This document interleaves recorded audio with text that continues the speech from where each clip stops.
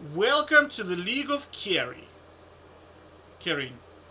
So, I don't know, I might start a new series, just League of Carrying, and just explain some concepts, because in this game, it reminded me a little bit of why I don't like League of Legends and how people lose games.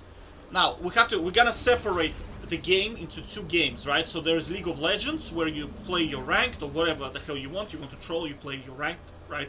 And you want to play against Alistair, fine. Up to you, right? And then the second, there's gonna be League of Carrying, where you specifically select enemy champions.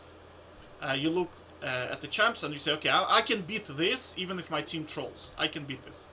So there are no Alistairs on the enemy team. The best player on the map wins, and the best player is usually you. So that means there is nothing to stop you from carrying the game, and your teammates are decent to push the waves and hopefully not Omega feed. They can feed a little bit, but not Omega feed.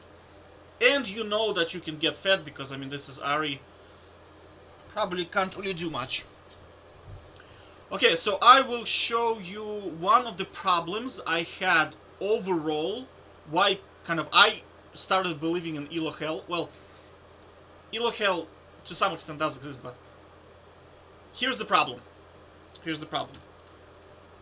What do you do when your team starts ARAMing? That's one of the questions I always had to that's one of the problems I had. So you're winning the game, everything is going fine, you're taking the dragons. Okay? And then your team just decides, you know what? It's no longer Summoner's Rift. It is now time to ARAM. So what do? They all group mid lane. Sometimes, as you can see in this scenario, sometimes 3 people, sometimes 4. They have little to no map awareness. I mean, people say, oh, this is bronze. They don't have map awareness in emerald or low diamond either, because I already played that level, right? So this is what happens, right? So again, top lane, split pusher, Renekton dies on your team. And what's gonna happen is, usually what happens is your team dies as well, because they are too deep, right? So for you, you are usually split pushing something here, and then you take the objectives, or whatever, the jungle farm of the enemy, okay? Now, what happens is, this process repeats, where your team goes mid, they all die, the enemy team wins, they push, your team goes mid, they die, and that's how game usually equalizes, right? And the enemy team starts to come back. Then they take the Baron, your team, because they're dying so much, is now losing their level advantage. At that point, what happens is, and you are alone on the map, and you're thinking to yourself, holy shit, how am I gonna win the game now? Because the game has equalized, you lost your advantage. So to answer that question,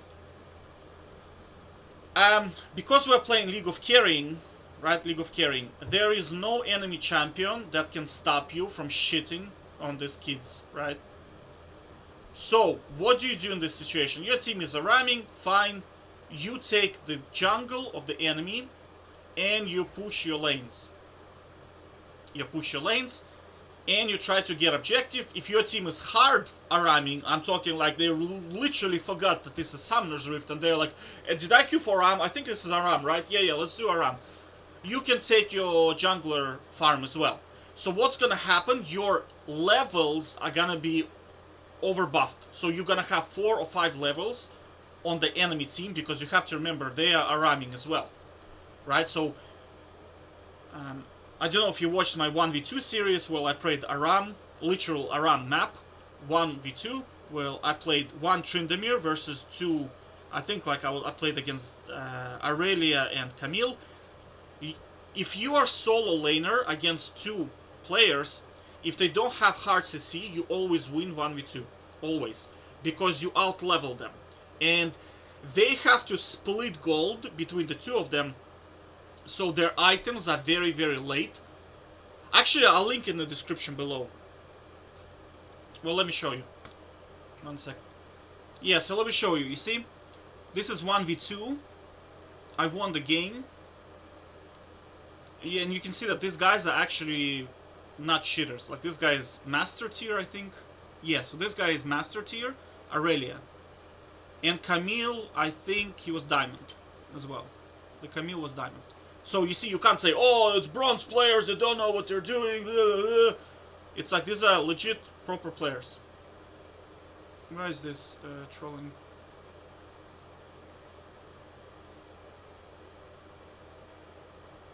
This is my internet? Yeah, okay. You see, diamond player. So what happens is, you see, when you're playing 1v2... one sec. Okay, we're back. So when you're playing 1v2, they're sharing the experience and they're sharing the gold. And you, as Tryndamere, because you're immortal, you can basically poop on them. Because you just...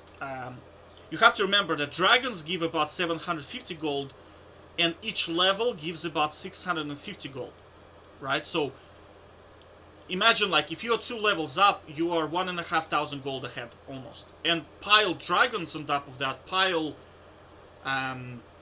completed items, because also there is a difference between incomplete item and complete item, you know what I'm saying? So that gives you a massive power spike. So, because of the way game is designed and experience work, you can kind of smash 1v2 people. So, this is the same principle in here. Now, again, the caveat, or the important thing to remember, they must not have any crowd control. If they have Alistair, 1v2 becomes close to impossible. Especially compositions like, for example, Draven and Darius, you cannot 1v2 as Tryndamere. Impossible. Because Darius by itself is a problem because of his crowd control. And then Draven is another problem. Draven by its... Do you understand? It's like, CC is a big problem.